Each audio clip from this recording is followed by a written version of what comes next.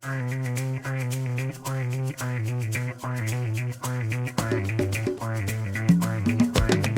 get this straight. Okay, hello and welcome to episode 3 of Bristol BrewTube, where I talk you through my one pot brew in a bag method. The first couple of videos talk to give a general overview of what the series is about, and in the second video I gave a sort of brief run through of how the process works. If you haven't seen those, definitely worth going to check them out because they contain a lot more detail, or a bigger overview really of the whole process than I can go into here. So here we're going to go into a bit more detail.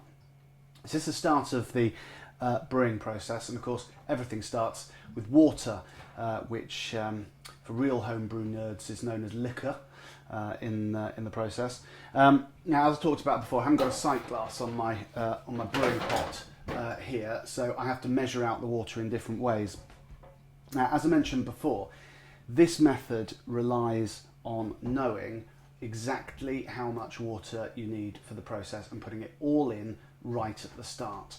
So I know from a process of trial and error, it took me 2 or 3 brews to get exactly the right level of water, but you know, you're not going to go too far wrong if you try and guess. But for a 25 litre brew, I need 32 litres of water. So the first thing is measuring it out. I just use an ordinary brewing fermenter, which has got markings on the side which tell you how much. So that's 15 litres. So I need 2 of these, up to 15 litres, plus another 2 litres. And I could fill the whole thing up to 25, but then 7's difficult to measure. So I do 15 plus 15, and then plus another 2. So, but before we sort of tip it in, let's think a bit about water itself and brewing. Now, a lot is written about this, and it's one of the things that people who get really into home brewing really try and get into the chemistry of what is in the water. Now, I've no doubt that different types of water are better for different types of beers. So famously Burton-on-Trent, great for bitters. London water, obviously very famous for porters. And I've actually had the good fortune to go to the south of the Czech Republic, where they brew Budvar. I've been to Český Budějovice, and the water there is unbelievably soft. It just doesn't taste like any water I've ever had in the UK. And so you can understand why that water produces the great beers of the Czech Republic that it does. And lots of people who are really into homebrew try to change the chemistry of the water to suit the different types of beers that they're using. Personally, I just think it's more trouble than it's worth. You can really mess things up. It takes quite an understanding of chemistry. And at the end of the day, although certain types of water are perfect for certain types of beers, you're going to produce some pretty drinkable and lovely beers, regardless of the kind of water that you're using. So Bristol water, where I am, is famously hard. It does produce very good stouts. I mean, that kind of harsh nuttiness of Bristol water is fantastic in stouts. It's not so good for lagers, which is a shame because that's my favourite kind of beer. But, you know, it's more trouble than it's worth, frankly, trying to understand the chemistry, and you can do more harm than good messing around with putting different chemicals and stuff in your water. Also, it's one of the great joys of beer, and one of the reasons I think why craft brewing has exploded in recent years, because different beers produced in different parts of the country taste slightly different. It's like local produce. I mean, I think kind of for me in Bristol, trying to change my water into a perfect water for lager would be like somebody in Carlisle trying to grow oranges. You could do it, but it's not really the point, because apart from anything else, the oranges from Spain are always going to be a lot better. So I just don't bother.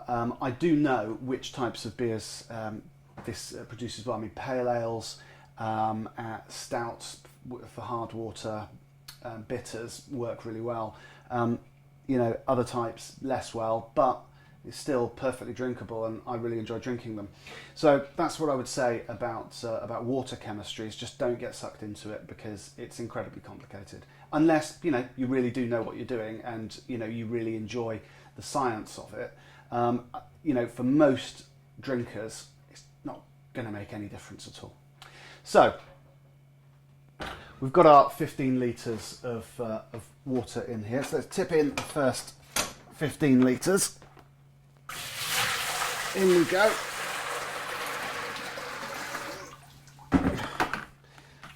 One thing you do need is to make sure you're good at lifting. Right, so in we go.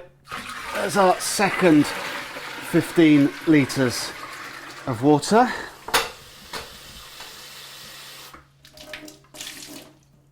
There we go, there's our other two. Back in. There we go.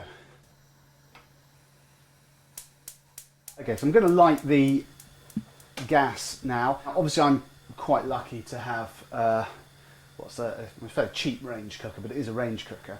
But I do think that pretty much anybody can get the required heat from certainly any kind of gas cooker. So I haven't actually tried doing this on electric, but you should be able to do it on electric as well. I don't see any reason why not. And the big advantage of doing it this way with one pot is that this works for pretty much any domestic kitchen.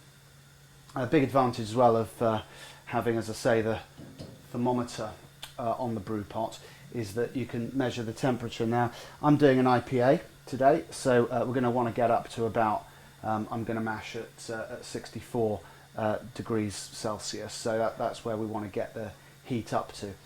Now, I mentioned before that we need to get the whole volume of water into the brew pot in one go. Now, the reason for that is that this is a no sparge method.